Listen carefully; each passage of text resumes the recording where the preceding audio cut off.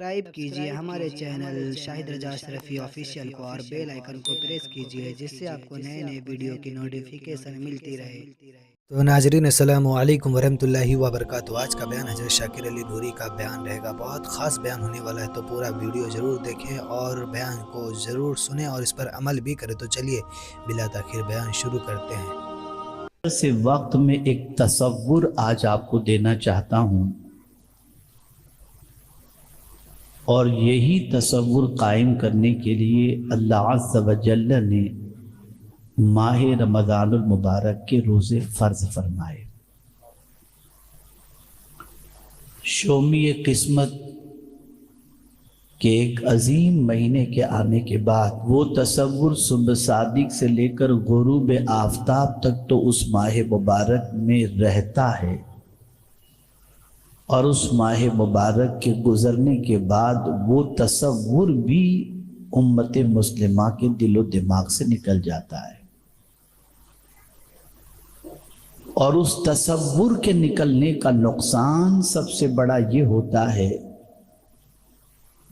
کہ ہماری نسلیں، ہماری نوجوان نسل، بلکہ اب تو نوجوان کی کوئی قید نہیں ہے، بلکہ امت مسلمہ کا بیشتر طبقہ الا ماشاءاللہ اس تصور کے اوجھل ہونے کی وجہ سے ایسے کاموں کے اندر گرفتار ہو جاتا ہے جو کام اللہ عز و جل اور اس کے رسول صلی اللہ علیہ وسلم کو ناراض کرنے والا ہو۔ وہ کون سا تصور ہے؟ ہم جس معاشرے میں رہتے ہیں اس معاشرے میں دامن کو گناہوں سے بچانا ہمارے لیے مشکل ہو جاتا ہے، لیکن اس سے بھی بدترین معاشرے کے اندر اللہ کے نیک بندوں کا حال یہ رہتا کہ ان کے دل و دماغ میں اس تصور کے رہنے کی وجہ سے وہ اپنے دامن کو گناہوں سے بچاتے تھے۔ بس ایک حدیث سناتا ہوں، پھر موضوع کی طرف آتا ہوں۔ آج کا مسلمان گناہ کو کوئی گناہ یا کوئی بڑی چیز سمجھتا ہی نہیں۔ جو لوگ گناہ کو معمولی سمجھتے ہیں اور بے دھڑک گناہ کرتے ہیں، اللہ نہ کرے کہ ان کا شمار اس زمرے میں ہو جس زمرے میں حضور نے ایسے لوگوں کو شمار فرمایا۔ اللہ اس زمرے میں ہمیں شامل فرمائے جس زمرے کے اندر ان لوگوں کو رکھا جن کے نزدیک گناہ بہت بڑی چیز ہوا کرتی۔ آقا کریم صلی اللہ علیہ وسلم ارشاد فرماتے ہیں، مومن گناہ کو پہاڑ کے برابر سمجھتا ہے۔ مومن گناہ کو پہاڑ کے برابر سمجھتا ہے کہ نہ اس کا بوجھ ہم اٹھا سکتے ہیں اور نہ یہ ہم پر گرے تو ہم زندہ رہ سکتے ہیں۔ یہ تصور مومن گناہ کے بارے میں رکھتا ہے، اور منافق کے بارے میں حضور صلی اللہ علیہ وسلم نے فرمایا، منافق گناہ کو مکھی کی طرح سمجھتا ہے کہ ادھر ناک پر بیٹھی اور یوں ہٹا دیا۔ اور منافق کا ٹھکانہ کیا ہے؟ حضور قرآن فرماتا ہے، ان المنافقین فی الدرک الاسفل من النار، کہ بے شک منافق کا ٹھکانہ جہنم کے سب سے نچلے طبقے کے اندر ہے۔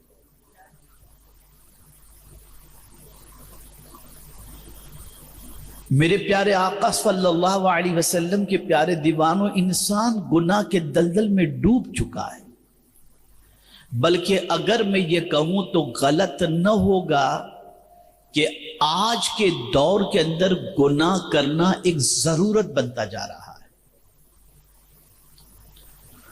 اور آج گناہ کو اتنا ہلکا تصور کیا گیا ہے کہ جیسے یہ کوئی چیز ہے ہی نہیں۔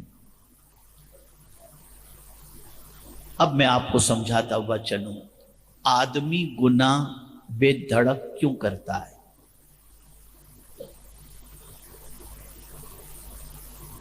وہی مسلمان جو 11 مہینے تک بے دھڑک گناہ کرتا ہے، وہی مسلمان ماہ رمضان المبارک میں صبح صادق سے لے کر غروب آفتاب تک اللہ کی نافرمانی سے بچتا ہے۔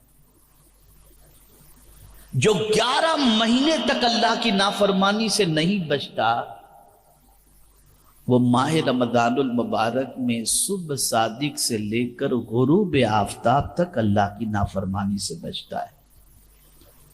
کس نافرمانی سے بچتا ہے؟ اس لیے کہ قرآن نے کہا وَأَتِمُّ الصِّيَامَ إِلَى اللَّيْلِ، رات تک روزہ مکمل کرو۔ تو صبح صادق سے لے کر غروب آفتاب تک پیاس لگی ہے، ہونٹ سوکھ رہے ہیں، بھوک لگی ہے، پیٹ میں عجیب سچویشن ہے، لیکن روزے کی حالت میں چھپ کر کے بھی، توجہ چاہوں گا، چھپ کر کے بھی نہیں کھاتا، روزے کی حالت میں چھپ کر کے بھی پانی نہیں پیتا۔ یا اللہ، یہ بے دھڑک گناہ کرنے والا انسان، یہ روزے کی حالت میں پیاس لگی ہے پھر بھی چھپ کر پانی نہیں پیتا، بھوک لگی ہے پھر بھی چھپ کر کھانا نہیں کھاتا، بیوی موجود ہے پھر بھی عمل زوجیت سے اپنے آپ کو روکتا ہے، اے اللہ اس کی وجہ کیا ہے؟ تو جواب ملے گا ایک تصور، سب سے چھپ سکتا ہوں، اللہ سے نہیں چھپ سکتا، سب سے چھپ سکتا ہوں، اللہ سے نہیں چھپ سکتا۔ یہ تصور اسے کھانے پینے سے روک لیتا ہے۔ سوال یہ پیدا ہوتا ہے، کیا اللہ تعالیٰ رمضان میں صبح صادق سے لے کر غروب آفتاب تک ہی دیکھتا ہے؟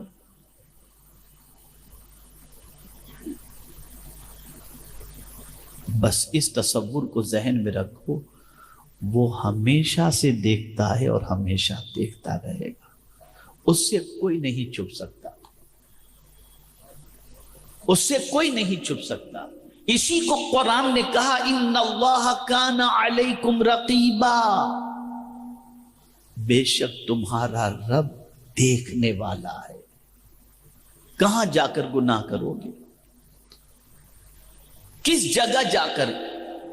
وہ لوگ جو دنیا کے انسانوں سے چھپ کر کے، دنیا کے انسانوں سے ڈر کر کے، عزت سے ڈر کر کے گناہ نہیں کرتے، قرآن نے ان کو سمجھایا یستخفون من الناس ولا یستخفون من اللہ۔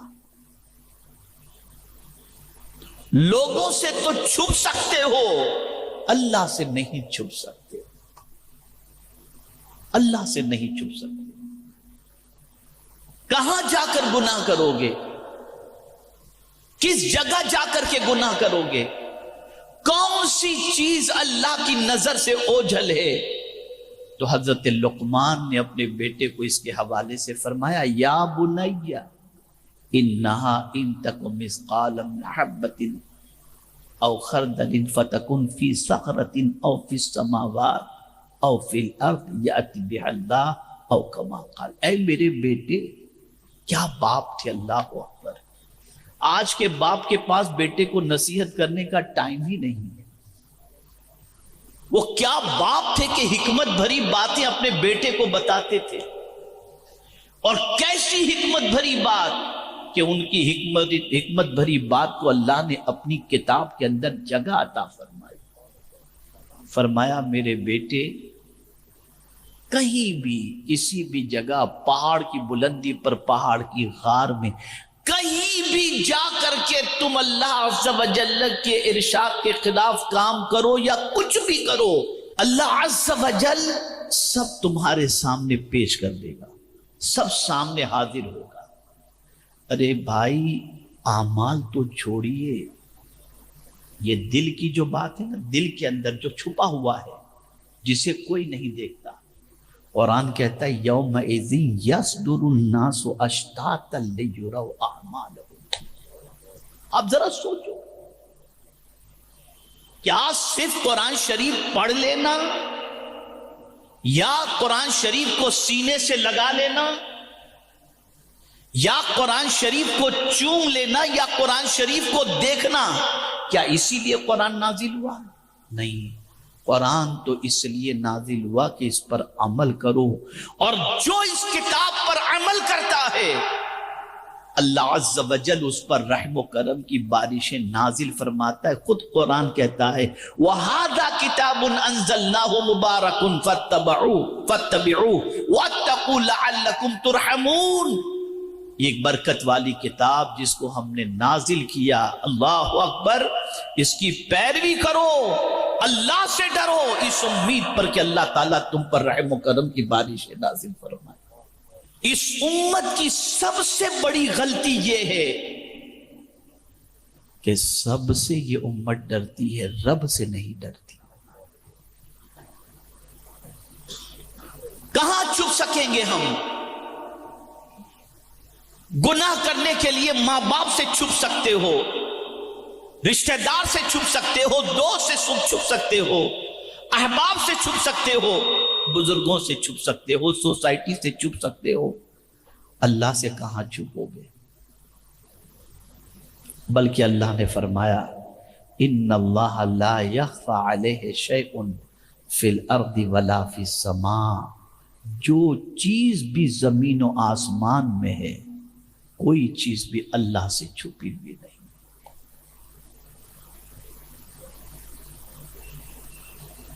اب میں آپ سے پوچھنا چاہتا ہوں، پولیس کا ڈر دل کے اندر ہے کہ اگر چوری کرتے پولیس نے دیکھ لیا تو اندر ڈال دے گا، انکم ٹیکس کا ڈر ہے کہ اگر اس نے ہمارا سارا معاملہ اس کے سامنے آ گیا تو پرابلم ہو جائے گا، یہ ڈر ہے نا سب چیزوں کا۔ اس ڈر کی وجہ سے آدمی تقریباً جرائم سے اپنے آپ کو روکتا ہے کہ یہ پکڑ لیں گے تو مجھے سخت ترین سزا دیں گے۔ میں آپ سے پوچھنا چاہتا ہوں، کیا کسی کی پکڑ بھی اللہ کی پکڑ سے بڑی ہے؟ ہے کسی کی پکڑ اللہ کی پکڑ سے بڑی؟ یہاں کا پکڑا ہوا شخص، انسانوں کا پکڑا ہوا شخص کوئی بھی چھڑا سکتا ہے، لیکن اللہ اگر کسی کی پکڑ کر لے تو کوئی طاقت چھڑا نہیں سکتا۔ قرآن کہتا ان بطش ربک لشدید، بے شک تیرے رب کی پکڑ بہت سخت ترین ہے۔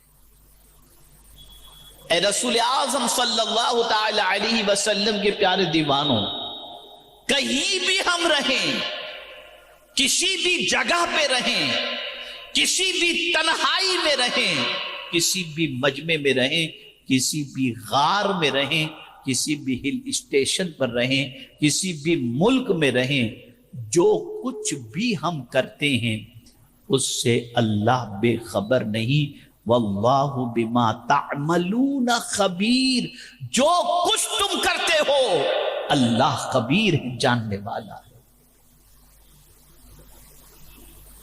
اس سے کوئی چیز پوشیدہ نہیں۔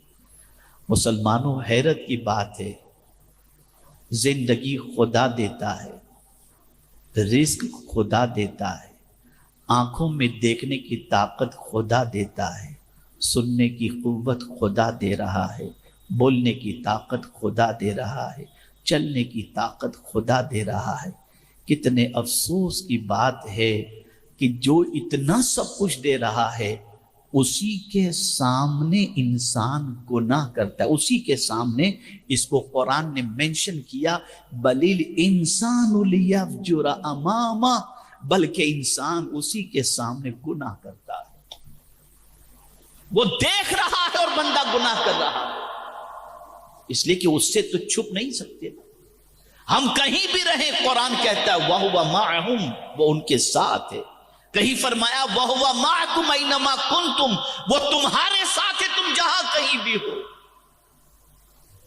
جہاں کہیں بھی ہو۔ اے رسول اعظم صلی اللہ علیہ وسلم کے دیوانوں، حضرت عبداللہ ابن مبارک رضی اللہ تعالی عنہ کے پاس ایک شخص حاضر ہوا اور عرض کرنے لگا حضور مجھے کچھ نصیحت فرمائیں۔ ارشاد فرمایا بیٹے ایک ہی نصیحت یاد رکھنا، کہیں بھی رہ یہ تصور کرنا تیرا خدا تجھے دیکھ رہا ہے۔ آج کل سی سی ٹی وی لگے رہتے ہیں دکانوں کے اندر، تو لکھا ہوتا ہے you are under watching of C C T V, کہ سی سی ٹی وی تمہیں دیکھ رہا ہے۔ اس تصور سے انسان گناہ نہیں کرتا، جرم نہیں کرتا۔ میں حیران ہوں، قرآن کہہ رہا ہے تیرا خدا تجھے دیکھ رہا ہے، پھر بھی انسان گناہ کر رہا ہے، کھلے عام نافرمانی کر رہا ہے۔ جن جن گناہوں سے اس نے روکا، آج کا مسلمان کھلے عام وہ گناہ کر رہا ہے، مرد ہو یا عورت، کوئی جھجک نہیں، کوئی ڈر نہیں۔ اتنی بے باکی، اتنی بے خوفی۔ لیکن اگر کوئی نوجوان ایسا بھی ہے جس کو گناہ کا چانس ملا، کر سکتا ہے وہ گناہ، لیکن نہیں کیا، بچ گیا، ڈر گیا، کیا اس کو کوئی معمولی ثواب ملے گا؟ نہیں۔ قربان جائیے، رحمت عالم صلی اللہ علیہ وسلم کے علم غیب پر جو اللہ نے انہیں عطا فرمایا، اس کو تو سب مانتے ہیں کہ یہ حضور کی حدیث ہے، اور دنیا کے بارے میں نہیں، مرنے کے بعد آخرت کے بارے میں حضور کی یہ حدیث ہے۔ اور یہ خبر قرآن نے نہیں دی، حضور نے دی، اور حضور نے فرمایا اس پر سب کا یقین، کہ سرکار صلی اللہ علیہ وسلم فرماتے ہیں 7 خوش نصیب ایسے ہیں جنہیں اللہ کل بروز قیامت عرش کے سائے میں جگہ عطا فرمائے گا۔ ان میں سے ایک خوش نصیب کون ہوگا؟ وہ خوش نصیب جس کو ایک عورت نے گناہ کی دعوت دی اور اس شخص نے کہا انی اخاف اللہ، میں اپنے اللہ سے ڈرتا ہوں، اور وہ گناہ سے رک گیا۔ میرے آقا فرماتے ہیں قیامت میں اللہ عز و جل اسے عرش کا سایہ عطا فرمائے گا، عرش کا سایہ عطا فرمائے گا۔ اور قیامت میں عرش کے سائے کے علاوہ کوئی سایہ نہیں ہوگا، کوئی سایہ نہیں ہوگا۔ کیا ملا گناہ کر کے؟ گناہ کرو گے بیماری آئے گی، گناہ کرو گے روزی میں تنگی آئے گی، گناہ کرو گے مصیبتیں آئیں گی، گناہ کرو گے پریشانی آئیں گی، گناہ کرو گے دل بے چین ہوگا، گناہ کرو گے سکون ختم ہو جائے گا، پھر بھی گناہ کر رہے ہیں، پھر بھی گناہ کر رہے ہیں، پھر بھی اللہ کی نافرمانی کر رہے ہیں۔ اے رسول اعظم صلی اللہ تعالی علیہ وسلم کے پیارے دیوانوں، اگر گناہ سے بچ گئے تو اس کریم نے وعدہ فرمایا ہے، اور کیا خوب وعدہ، یہ کسی بلڈر کا وعدہ نہیں ہے یا کسی بزنس مین کا وعدہ نہیں ہے جو آج وعدہ کی اور کل مکر گئے، یہ میرے کریم کا وعدہ ہے جو خود اپنی شان بیان کرتا ہے، ان اللہ لا یخلف المیعاد، کہ بے شک اللہ وعدہ خلافی نہیں فرماتا۔ وہ کریم فرماتا ان تجتنبوا کبائر ما تنہون عنہ نکفر عنکم سیئاتکم وندخلکم مدخلا کریما۔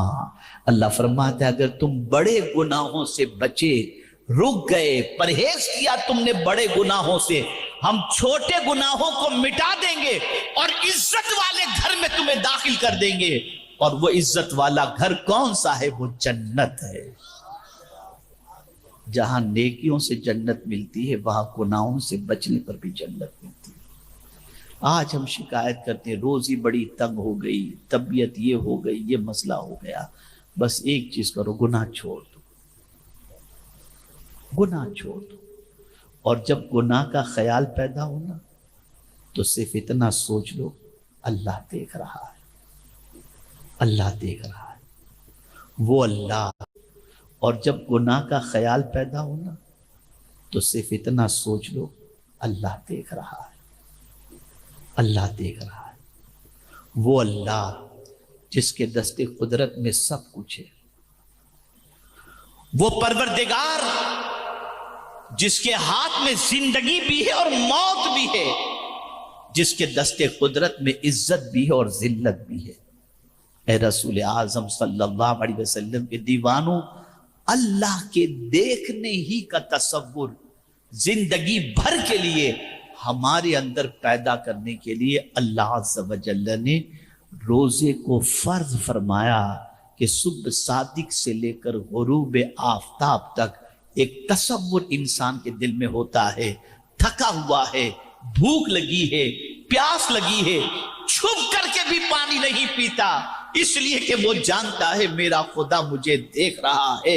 اس تصور کو زندہ کرو اور اس تصور کو اس طرح سے زندہ رکھو کہ جو خدا صبح صادق سے لے کر غروب آفتاب تک ہمیں دیکھتا ہے وہی ایک ہمارا خدا ہے اور ہمیشہ سے اور ہمیشہ رہے گا، وہ رمضان کے بعد بھی ہمیں دیکھ رہا ہے۔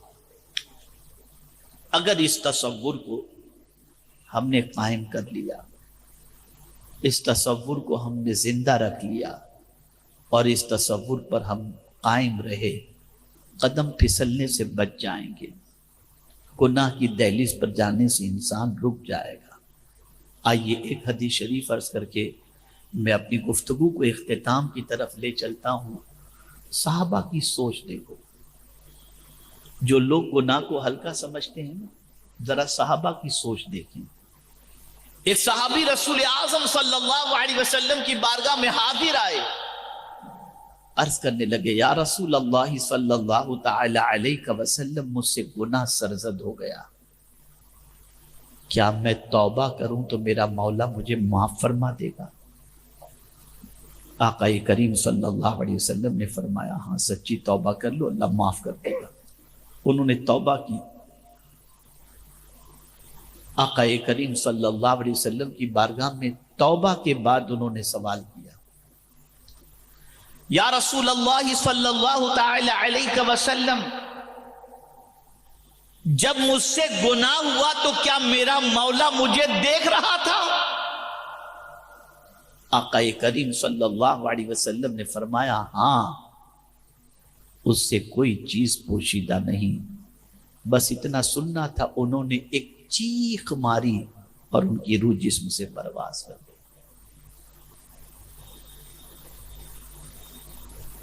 وہ لوگ جن سے چھوٹا گناہ بھی بظاہر سرزد ہو جائے تو ان کی راتوں کی نیند اڑ جاتی تھی، آج پہاڑ جیسے بڑے بڑے گناہ کر کے مسلمان ایک دم مطمئن اور فریش ہو کر کے گھومتا ہے، اسے کوئی احساس ہی نہیں کہ اس نے کوئی غلطی کی۔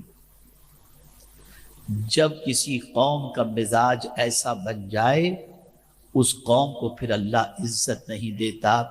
اب آئیے سرکار صلی اللہ علیہ وسلم کی بارگاہ میں حضرت ابو امامہ رضی اللہ تعالیٰ عنہ نے ایک سوال پوچھا۔ تو ناظرین ویڈیو اگر اچھی لگے تو جو ویڈیو کو لائک کرے اور ہمارے چینل پر اگر نئے ہیں تو ضرور سبسکرائب کریں اور اللہ سے دعا کریں کہ اللہ اس ماہ رمضان کے صدقے طفیل سے ہر بلا مصیبتوں سے، پریشانیوں سے، آفتوں سے، بیماریوں سے حفاظت فرمائے۔